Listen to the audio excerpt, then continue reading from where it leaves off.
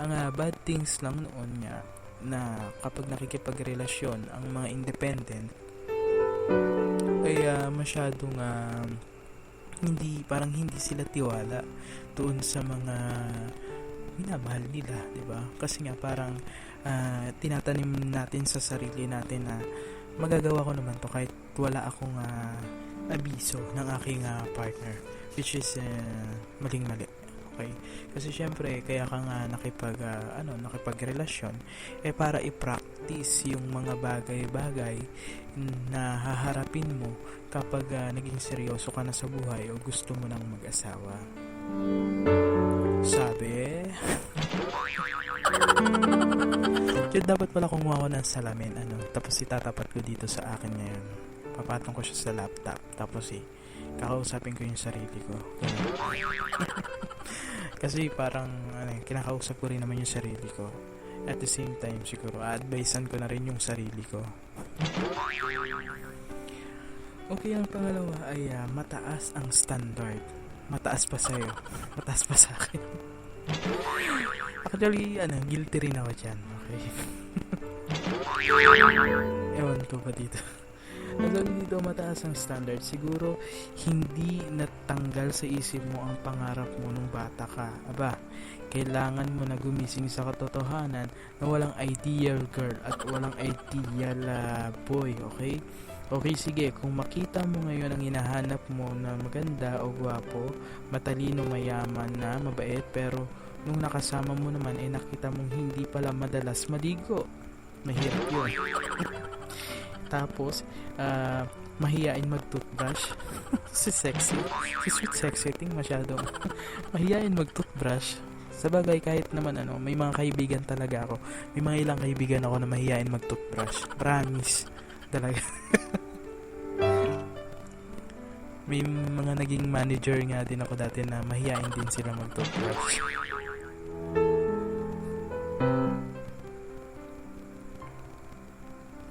At ang sabi pa rito ay okay. Tapos puro daw bari ang hita o binte o kaya naman ay daig pa ang tambucho sa lakas manigarilyo. Okay, may nakausli pa na pang 11 daliri sa kamay at nakapangingilabot na balat dahil madami siyang an-an. Grabe sweet sexy things Lahat ng sakit inilagay mo na rito. At yun na nga ay yun nga ang pinaka point of view lang dito ay yung masyado kang mapili, okay? Gusto ko yung dream girl ko yung singkit, chinita, mahabang buhok, 'di ba? Actually, dream girl ko talaga 'yon. Pero alam niyo, nakakatawa dahil yung dream girl ko na 'yon ay kahit kailan ay hindi pa ako nagkakaroon ng girlfriend na mahaba ang buhok, okay? Wala pa akong ganung girlfriend. At isa doon sa nakakatawa. Isa doon sa nakakatawa ay lahat ng nagiging karelasyon ko ay kasalungat. Okay, kasalungat ng gusto ko talaga. Gusto ko ng chinita. Lahat ng napupunta sa akin medyo bilugan ng mata. Yeah. Gusto ko ng maputi, pero puro muraya na po ang nagiging girlfriend ko. Gusto ko ng chubby, pero wag po kayo talaga. Puro sexy po talaga. Nak. Ay. May matandang nagising. Ayun, yun yung mga napupunta talaga sa akin. Actually, wala naman akong, hindi naman sa pagmamayabang, pero wala naman akong naging girlfriend talaga na masama ang itsura, pero yung nais ko, yung parang dream girl ko, parang wala pa akong ganun. Wala pa. So, iwasan nyo yung magkaroon ng mataas na standard, ha? Dahil baka ikaw ay nagsiset ka ng standard sa ibang tao na gusto mong karelasyon. Ang tanong, ikaw ba standard? Diba? Sa cool.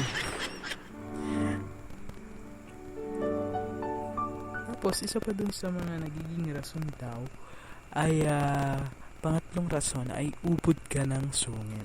Okay? Maski naman kahit sino, hindi masarap lapitan at kausapin ang taong mukhang nangangain ng tao. Dinosaur. Nangangain ng tao, okay? Mukhang okay. Dapat kasi konting maging approachable ka naman, pero kahit na hindi ka kagandahan, ay ang daming daming natamaan diyan, di ba? Yari tayo. Kahit hindi ka kagandahan o kagwapuhan, dapat madidiscover niya na masarap ka palang kausap at masaya kang kasama. Tama naman yun. Ako naman, masungit ako. Actually, kahit hindi nyo na ako tanongin, magpipresenta na akong i-share sa inyo. Kasi wala namang magtatanong, di ba? Ako naman yung first impression lagi sa akin ay masungit, hindi nagsasalita, at mukhang walang ibang lalabas sa bunganga kundi PI. Hindi ko alam, masyadong masungit at matapang yung approach ng mukha ko kapag nakasimangot. Pero ang hindi nila alam, di ba, na ang kinakagwapuhan ko ay sa aking sense of humor. Baka yung yung mga kaibigan ko magre-react na naman yung mga tako, hindi ko ito ipopost sa Facebook, ang dami na namang maninira sa akin yan talaga. So dapat ganun, okay? Iwas-iwasan nyo rin yung pagiging ubod ng masungit. Kaya may mga tumatandang dalaga at binata, actually sinasabi lang nila na choice nila yun, pero wag kaayaw talaga nila yun. Kunwari lang yung mga yan, pero na-frustrate din yung mga yan dahil gustong-gusto rin naman nila magkaroon ng karelasyon nun. Hindi lang sila nalapitan dahil yan, siguro ubod sila ng sungit. Pansinin niyo yun, di ba? Yung mga matatandang dalaga at binata, napaka masusungit nila.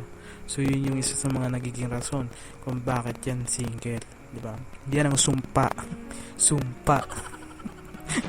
May galit lang. Sumpa ng pagiging masungit, yun yung pagiging single habang buhay. Pero may mga single naman ako ng mga teacher noon na actually mga dalagang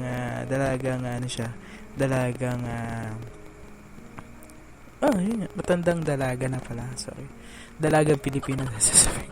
Matandang dalaga si ma'am, pero mabait naman siya. Pero meron siyang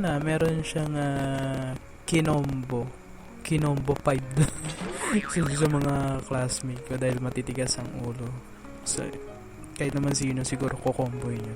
Okay, lumalayo na ang topic. Balik tayo dun sa usapang single.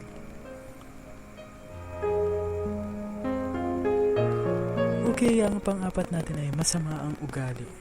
So anong pagkakaiba ng ubod ng sungit at masama ang ugali? So sabi ni Sweet Sexy Thing, kung papipiliin ako kung masungit o masama ang ugali, dun ako sa masungit. Ang masungit kasi hindi likas na itim ang budhi niyan. Mukhang may problema si Sweet Sexy Things dun sa masasama ang ugali. May taglay na istorya sa likod ng simangot niyan. Sabihan mo lang yan na pick-a-boo. Tatawa na yan. Tama naman. Baka ngitian ka na. Yung ibang istorya na kasi, ibang istorya na daw kasi pag masama ang ugali. Dahil mula pa nung isinilang yan, sa kaibuturan yan ay masama na talaga. May galit ito sa mga masasamang ugali. At tawag dito, madidiscover mo na parang trapo ang tao kung tratuhin. Anong trapo? Politiko? Okay, sige, dito na lang natin i-end yung ang pinaka point of view dito ay bukod kasi sa pagiging masungit, magkaiba kasi yun. Yung masungit parang in a lighter way yun, kaya siya nagsusungit siguro dahil may tantrum siya o ano. Ang masamang ugali kasi nasa na yan, sa kaloob-looban na yan, nasa DNA na yan yung pagiging masama ang ugali. So siguro sino na ba naman, di ba, ang taong gustong makipagrelasyon sa masamang ugali? Syempre wala. Taas ang kamay, babariling ko. Di ba? Kasi ikaw mo naman ilalagay mo, i-trigger mo yung sarili mo sa ganun. Oh, come on. Bariling kita. Okay, ang isa doon sa mga ang isa doon sa mga rason din ng pagiging masama ang ugali. Yun nga, lalayuan ka ng mga tao na dapat pala maa-attract mo, di ba? Okay, at isa pa doon sa sinasabi dito ni Sweet Sexy Thing, doon na lang siya sa masungit. Kasi nga naman yun, kaya mo pang patawanin. Pagka inano mo lang, biro-biro mo lang yun, waka, di ba? Tatawa na siyang gano'n pagka binikulati mo lang, mag-joke ka lang ng di ba? Mga corny, tawa na yan, di ba? Yung mga masasamang ugali, subukan mong gulatin, 'di ba? Baka suntukin ka pa niyan.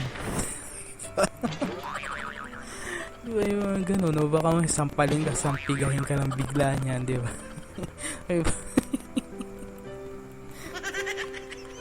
O, 'di ba? Saan ka? Saan mo gusto? Doon sa ubod ng sungit o doon sa masamang ugali? Mamili ka. Kahit ako, doon na lang ako doon sa ubod ng sungit, kasi kahit paano matcha-challenge mo pa yung sarili mo na pasayahin siya at maging alam mo yun, sweet-sweetan yung relasyon niyo kuno, di ba? Patatawanin mo siya, ganun, paaamuyin mo ng utot. Yun, kasi doon sa masamang ugali, tama naman yun. Okay, binigay ko na sa inyo ang apat na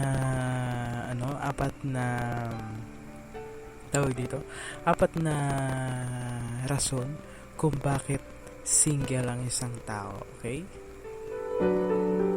meron pa tayong 1, 2, 3, 4, 5, 6, meron pa tayong 6 na rason kung bakit nagiging single ang isang tao. Kung makaano ko no? Kasama pala ako dun kung bakit nagiging single tayo.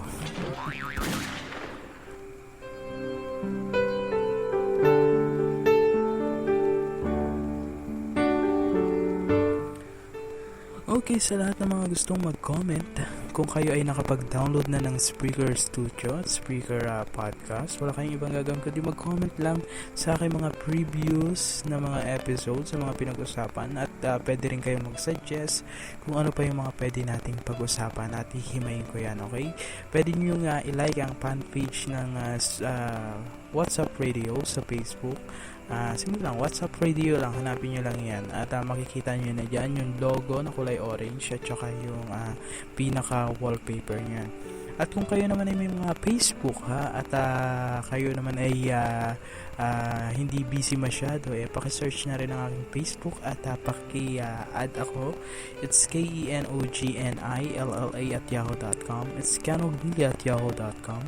At kung kayo naman ay mahilig sa mga vlog, okay, mga random thoughts yan, yung mga ginagawa ko, pero sayang yung dati kasing vlog site ko dun sa Tumblr ay nabura. More on puro sales,